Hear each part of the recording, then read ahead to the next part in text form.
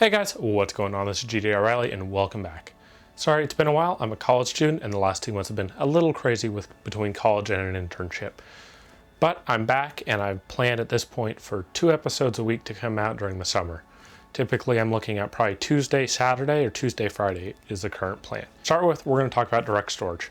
There's a couple different ways to easily expand your storage in your computer, but this is often kind of the forgotten way. So first up we have, if you're on a desktop, just adding more internal drives. If you're on a laptop, that will be either upgrading your internal storage if that's an option, or adding some sort of external. And so when it comes to external, there's kind of 2 types you can add. You can add network attached storage, or you can add something direct attach. So we're going to be talking today about direct attach, which I feel like is kind of the forgotten. So your most basic direct attach is a single drive attach. So that's any sort of external drive you attach is technically a direct attach storage. But we're going to be talking about some of the other things that are also an option there. Direct attach is super common in the enterprise and the data center space, where you'll use direct attach to then build a larger network attach system. A server with 4 or 5 units beneath it full of disks, so that you just have one place you go to on the network and you've got a bunch of storage all combined together. But you can also do that for your editing rig or that kind of stuff. So there are 4 ways that direct attached storage can be attached: over USB, over Thunderbolt, over external SAS, which we'll talk about. That's more of an enterprise, but it is, a couple companies have it, and then eSATA.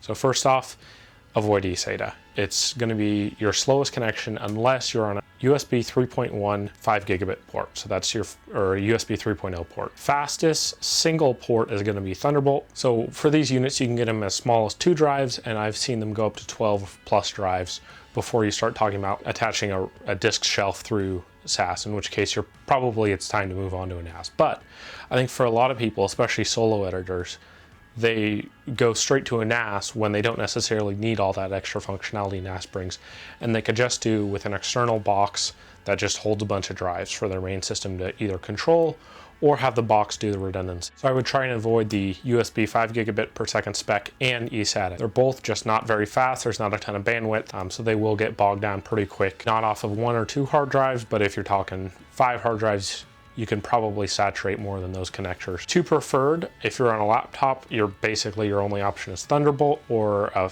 fast USB 3.2 Gen 2 by 1 or by 2. That'll be either 10 or 20 gigabit. That'll be plenty for you, or Thunderbolt. The other option, if you're on desktop, you can use it, which is expander card that would go in a PCIe slot, and then you use a external SAS cable to connect the 2 units. For who makes these, I mean, they're made by a lot of the typical people who make NASs, and some of them also sell them as NAS expansion units, but you can use them as direct attached storage too. So QNAP makes them, Synology makes some, WD makes them under all their brands. So G Technology, I guess, makes them, Lacey makes them, I think Buffalo.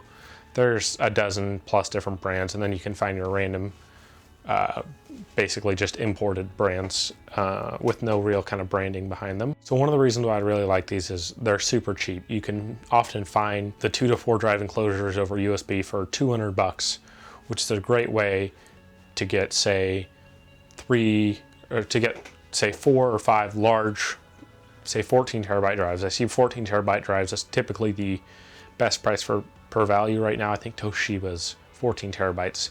Just looking in the last couple weeks, those have been consistently kind of the best price per gigabyte for a high capacity drive. So let's say you slot in 4 of those into a USB enclosure. So what are you going to get? Well, you'll typically have 3 or 4 RAID options. You'll have RAID 0, which is basically write the data across all the disks. You have RAID 1, which is a mirror. You have RAID 10, which is stripe it across half and mirror it across the other. So you end up with half your total capacity, but you end up with twice the speed. You have RAID 5 and RAID 6. So RAID 5, you have 3 drives for data, and then you have parity drives, so you lose 1 drive of capacity. RAID 6, you lose 2 drives for 2 parity. So I wouldn't run RAID 5 or 6 in a sub 4 drive enclosure. If you're running 4, I would probably run RAID 10, and if you're running 2, just run RAID 1. So that means you're going to get half your capacity. So for, say, 2 14 terabyte drives, you'll end up with 14 terabytes, but they will be a locally protected 14 terabytes. For the 4 drive unit with 4 14 terabyte drives, that would give you something like roughly 25 terabytes of actual usable space after formatting and all that. So that's not an insignificant amount of space. So realize just because you have, say, RAID on your local disk, that is not a good enough protection if you actually care about this data. You need to get it off your site, and preferably off your site in a cold storage way as well. So in my case, I use Backblaze, which will back up my PC and any direct attached drives I have to it up to the cloud. And then I rely on their parity to keep me safe.